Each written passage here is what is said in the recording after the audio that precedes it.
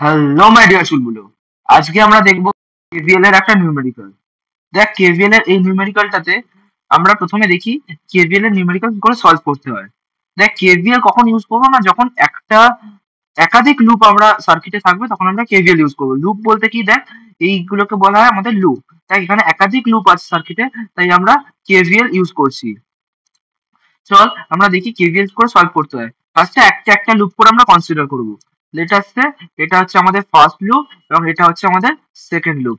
ওকে, চল আমরা শুরু করি। প্রথমে আমরা ফার্স্ট লুপ দেখি। ফার্স্ট লুপটার ক্ষেত্রে আমাদের ইকুয়েশন কি হবে আমরা দেখি। এটা হচ্ছে প্রথম কথা, আমরা দেখছি এটা ফার্স্ট লুপটার জন্য। ফার্স্ট লুপটার জন্য ইকুয়েশন কি হবে দেখি। আমরা কেভিএল এর ইকুয়েশন লেখার খুব সহজ টেকনিক তোদের শেখাবো। এই টেকনিকটা তোরা যদি মনে রাখিস, তোরা কোনোদিনও কেভিএল ইকুয়েশন লিখতে ভুল করবি না, যত শক্তই কেভিএল থাকুক না কেন। কি করব আমরা, আমরা যে কোনো একটা পয়েন্ট থেকে শুরু করবো। আমরা সবসময় মনে রাখবো কারেন্ট ফ্লো করে positive to negative, current flow করে পজিটিভ থেকে নেগেটিভ, মানে কারেন্টের ব্যাকওয়ার্ডে দেবো পজিটিভ, ফ্রন্ট ওয়ার্ডে দেবো নেগেটিভ। আমরা কারেন্টের ডাইরেকশন অ্যাজিউম করেছি, এটা হচ্ছে I1, এটা হচ্ছে I2, এটা তোদের কোয়েশ্চেনে গিভেন ছিল। এটা প্রশ্নে যদি গিভেন না থাকে তোরা যা ইচ্ছা করতে পারিস, কোনো সমস্যা নেই। আমরা I1 এইটা বলা হয়েছে, তাহলে I1 প্রথমে আমরা দেখি। আমরা এবার দিয়ে দেবো চিহ্নগুলো। দেখ, এইটা ব্যাটারি বড় দিকটা পজিটিভ, ছোট দিকটা নেগেটিভ, তাহলে ব্যাটারি বড় দিকটা দিলাম পজিটিভ এবং ছোট দিকটা দিলাম নেগেটিভ, কোনো সমস্যা নেই। এবার এই রেজিস্ট্যান্সটার মধ্যে দিয়ে কারেন্ট কিরকম যাচ্ছে, তাই কারেন্টের ডাইরেকশন দেওয়া আছে এইরকম, মানে এই রেজিস্ট্যান্সটার মধ্যে দিয়ে কারেন্ট যাচ্ছে এইরকম ভাবে। তাহলে কারেন্টের ব্যাকওয়ার্ডে পজিটিভ, ফ্রন্ট ওয়ার্ডে নেগেটিভ। এই রেজিস্ট্যান্সটার মধ্যে দিয়ে কিরকম কারেন্ট যাচ্ছে এইরকম, তাহলে কারেন্টের ব্যাকওয়ার্ডে পজিটিভ, ফ্রন্ট ওয়ার্ডে নেগেটিভ। আশা করছি ক্লিয়ারলি বুঝতে পেরেছি, আশা করছি না কোনো সমস্যা আছে। এবার I2টা দেখি। I2টা ডাইরেকশন কিরকম দেওয়া আছে এইরকম, তাহলে কারেন্ট কারেন্ট কিরকম যাচ্ছে 2 ওহমের মধ্যে দিয়ে উপর দিয়ে, তাহলে কারেন্টের ব্যাকওয়ার্ডে পজিটিভ, ফ্রন্ট ওয়ার্ডে নেগেটিভ। এই রেজিস্ট্যান্সটার মধ্যে কারেন্ট যাচ্ছে এইরকম, তাহলে কারেন্টের ব্যাকওয়ার্ডে পজিটিভ এবং ফ্রন্ট ওয়ার্ডে নেগেটিভ। আশা করছি ক্লিয়ারলি বুঝতে পারছিস আমরা কি করে পজিটিভ বা নেগেটিভ গুলো দিচ্ছি। দেখ, এটা হচ্ছে একটা ব্যাটারি আছে, ব্যাটারি বড় দিকটা পজিটিভ, ব্যাটারির বড় দিকটা পজিটিভ এবং ছোট দিকটা নেগেটিভ। আশা করছি ক্লিয়ারলি বুঝতে পেরেছিস। চল এবার আমি 1 নম্বর লুপটা দেখি। প্রথম কথা, 1 নম্বর লুপটা আমি বলে দিতে চাই ইকুয়েশন লেখার আগে। ধর একটা বেঞ্চ আছে, একটা বেঞ্চ আছে, বেঞ্চের যে ধারে বসে আছে তার সাথে তো কারো কানেকশন নেই। ধর এরকম 3টে বেঞ্চ আছে, এই বেঞ্চটা যে বসে আছে আর এই বেঞ্চটা যে বসে আছে তাদের সাথে কারোর কানেকশন নেই, সে নিজের সাথে নিজে বসে আছে। কিন্তু এই মিডল বেঞ্চে যে বসে আছে তার সাথে তো এরও কানেকশন আছে, আবার এরও কানেকশন আছে, আছে তো বল। তাহলে এই মিডলে যে রেজিস্ট্যান্সটা আছে এর মধ্যে যে এই লুপেরও কারেন্ট যাচ্ছে, আবার এই লুপেরও কারেন্ট যাচ্ছে, তাহলে কারেন্টটা দুটো কারেন্টই আমাকে হিসেব করতে হবে। তাহলে আমি প্রথম লুপে যখন ইকুয়েশন লিখবো, যে কোনো একটা পয়েন্ট থেকে শুরু করবো, যে কোনো একটা পয়েন্ট থেকে শুরু করবো, দেখবো আমি সবসময় মনে রাখবো যে মাইনাস পেলে আমরা দেবো প্লাস, আর প্লাস পেলে দেবো মাইনাস। যে কোনো একটা পয়েন্ট থেকে শুরু করবো, লেট আসছে আমরা এই পয়েন্ট থেকে শুরু করছি। প্রথমে কি দেখছি মাইনাস, মাইনাস মানে আমরা কি বললাম দিতে প্লাস। কত দেবো, ভোল্টেজ, কেভিএল মানে কিরচফ ভোল্টেজ ল, মানে সবকটা ভোল্টেজ কনসিডার করব। কত আছে এখানে 10, আমরা এখানে বসালাম +10। আশা করছি কোনো সমস্যা নেই। নেক্সট এখানে আসছি, এখানে কি দেখলাম, দেখলাম আছে প্লাস, প্লাস মানে আমরা কি চিহ্ন দেবো মাইনাস।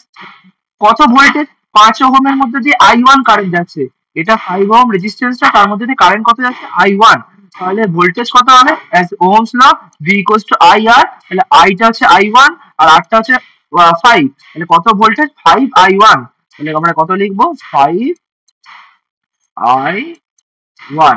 আশা করছি ক্লিয়ারলি বুঝতে পেরেছিস। নেক্সট এই 2 ওহম রেজিস্ট্যান্সটার মধ্যে দিয়ে, এবার এই জায়গাটা ভালো করে একটু বুঝবো। 2 ওহম রেজিস্ট্যান্সটার মধ্যে দিয়ে একটা কারেন্ট এরম যাচ্ছে আর একটা কারেন্ট ওপর দিকে যাচ্ছে। আমরা সবসময় জানবো যদি কারেন্ট অপোজিট ডাইরেকশনে যায় তাহলে কারেন্টের নেট কারেন্টটা কি হবে, বিয়োগ হবে। তুই বল না, দুটো ছেলে যদি অপোজিট ডাইরেকশনে দৌড়য় তাহলে তো তারা মারপিট করবে, আর একই ডাইরেকশন গেলে, যদি একই ডাইরেকশনে দুজন যায় তাহলে হাত ধরাধরি করে চলে যাবে। একই ডাইরেকশনে গেলে হাত ধরাধরি করে চলে যাবে, আর উল্টো ডাইরেকশনে গেলে মারপিট করবে। তাহলে এখানে কি যাচ্ছে, উল্টো ডাইরেকশনে যাচ্ছে, উল্টো ডাইরেকশনে গেলে কি হবে, মারপিট হবে। তাহলে মারপিট হওয়া মানে বিয়োগ হবে, এবং বিয়োগ হবে তো ভালো কথা। তার কোনটা আমার আগে বসবে, I1 আগে বসবে না I2 আগে বসবে, I1 মাইনাস I2 হবে না I2 মাইনাস I1 হবে। সবসময় আমরা যে লুপের হিসেব করছি সেই লুপের কারেন্ট প্রাধান্য পাবে। তোর বাড়িতে তুই রাজা, তাহলে এই লুপে কে রাজা I1, তাহলে আমরা কি বসাবো I1 মাইনাস I2, কারেন্টটা কত হবে I1 মাইনাস I2।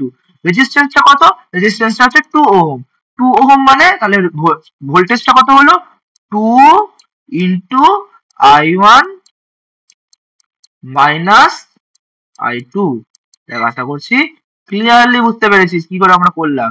সামনে কি চিহ্ন দেবো, দেখ আমরা এখানে কি চিহ্ন পাচ্ছি প্লাস, চিহ্ন বসাবো আমরা মাইনাস, ইকুয়ালস টু 0।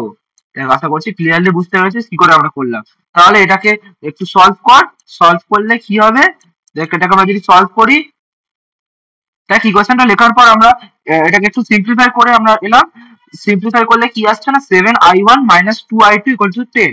আশা করছি এত অব্দি কোনো সমস্যা নেই। এটা হচ্ছে তোর 1 নম্বর ইকুয়েশন। এবার 2 নম্বর ইকুয়েশন লিখবো। এই লুপটা কনসিডার করি, সেম কথা, যে কোনো একটা পয়েন্ট থেকে শুরু করবো। ধর এই পয়েন্টটা থেকে শুরু করছি, এই পয়েন্টটা থেকে শুরু করলে প্রথমে কি চিহ্ন আছে প্লাস, প্লাস পেরে আমরা দেবো কত মাইনাস।